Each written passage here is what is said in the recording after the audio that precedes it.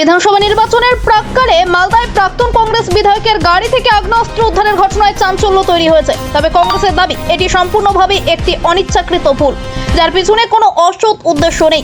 শনিবার সন্ধ্যায় পুরাতন মালদা 12 নম্বর জাতীয় সড়কের চেঁচু মোড়ে নাকা চেকিং চলাকালীন একটি স্করপিও গাড়ি আটক করে মালদা থানার পুলিশ। তল্লাশিতে গাড়ির সামনের ডিকি থেকে একটি 7mm পিস্তল উদ্ধার হয়। এরপরই গাড়িতে থাকা 6 জন যুবককে গ্রেপ্তার করা হয়। পুলিশ গাড়ি সহ আগ্নেয়াস্ত্র বাজেয়াপ্ত করেছে এবং ধৃতদের মালদা জেলা আদালতে পেশ করা হয়েছে। পুলিশ সূত্রে জানা গেছে, ধৃতদের বাড়ি ইংলিশ বাজার শহরের ফুলবাড়ি ও কমলাবাড়ি এলাকায় এবং তারা প্রাক্তন বিধায়ক মুস্তাকিন আলমের আত্মীয় বলে জানা গেছে। এই ঘটনায় কংগ্রেসের জেলা কার্যনির্বাহী সদস্য মান্তু ঘোষ জানান, উদ্ধার হওয়া আগ্নেয়াস্ত্রটি বৈধ লাইসেন্সপ্রাপ্ত এবং প্রাক্তন বিধায়কের ব্যক্তিগত ব্যবহারের জন্য রাখা ছিল। ঈদের আগে ব্যস্ততার মধ্যে সেটি ভুলবশত গাড়িতে থেকে যায়। পরে আত্মীয়রা গাড়িটি ব্যবহার করায় এই পরিস্থিতির সৃষ্টি হয়। তিনি আরও বলেন, এটিকে রাজনৈতিকভাবে অন্য খাতে ঘোরানোর চেষ্টা করা হচ্ছে, কিন্তু এর পেছনে কোনো অসৎ উদ্দেশ্য নেই। অন্যদিকে তৃণমূল পরিচালিত পুরাতন মালদা পৌরসভার চেয়ারম্যান বিভূতি ঘোষ বলেন, নির্বাচনের আগে এই ধরনের ঘটনা অবশ্যই প্রশ্নের সৃষ্টি করে।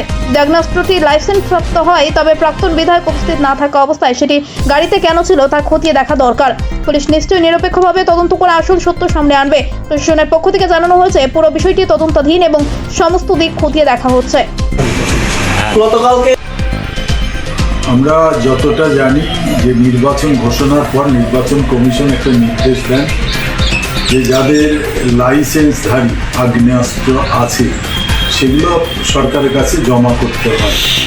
কিন্তু যার গাড়িটা বলা হচ্ছে WB66AN 3399 মুত্তাকিন আলম, কিন্তু তিনি তো প্রাক্তন বিধায়ক ছিলেন মানিকচক বিধানসভা কেন্দ্রে, এবং তার তো জানা দরকার যে তার লাইসেন্সধারী হোক আর লাইসেন্সধারী, নিশ্চয়ই লাইসেন্স আছে, লাইসেন্সধারী হবে, কিন্তু লাইসেন্সধারী থাকলেও যার নামে তাকে সেই ইউজ করতে পারে।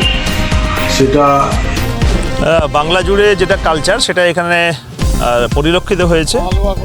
বাংলায় যে সরকার চলছে, মমতা ব্যানার্জি তৃণমূল কংগ্রেসের 15 বছরের সরকারের তো এগুলোই হয়েছে, কোথাও বোমা, কোথাও পিস্তল, কোথায় গুলি। এখানে তো এটা শুধু আমাদের যেটা শুনলাম যে কালুয়াদিঘি মোড়ে সোশ্যাল মিডিয়ার মাধ্যমে নিউজ চ্যানেল জানতে পারলাম, কালুয়াদিঘি মোড়ে যে নাকা চেকিং আছে সেইখানে একজন এক্স লিডারের কংগ্রেসের নেতা, মানে কংগ্রেসের MLA-র কাছ থেকে, সেটা এক্স MLA-র কাছ থেকে সেটা পাওয়া গেছে। সেটা অ্যাকচুয়ালি পুলিশের ব্যবস্থা হওয়া উচিত আছে। বাংলায় যে পরিস্থিতি চলছে, বাংলায় যে সরকার চলছে, এখানে তো পুলিশ প্রশাসন বলতে কিছু নাই। এখানে অবৈধ কারবারি, অবৈধ মানে অস্ত্র কারবারি, বিশেষ করে মালদায় তো এটা তো খনি আছে আমাদের কালিয়াচক এলাকায়, আমরা তো সবাই জানি সেটা। তো সেই ক্ষেত্রে পুলিশের এবং সরকারের যিনি পুলিশ মন্ত্রী আছেন আমাদের রাজ্যে, আপনাকে বলে রাখি যে আমি গতকাল খবরটা শুনেছি, আমাদের মালদা জেলা কংগ্রেসের সহসভাপতি তথা মানিকচকের কেন্দ্রের প্রাক্তন বিধায়ক মুস্তাকিন আলম সাহেবের গাড়িতে একটা আর্মস ধরা পড়েছে। আপনাদেরকে বলে রাখি যে গতকাল ওটা ওর নিজস্ব আর্মস এবং লাইসেন্সপ্রাপ্ত আর্মস।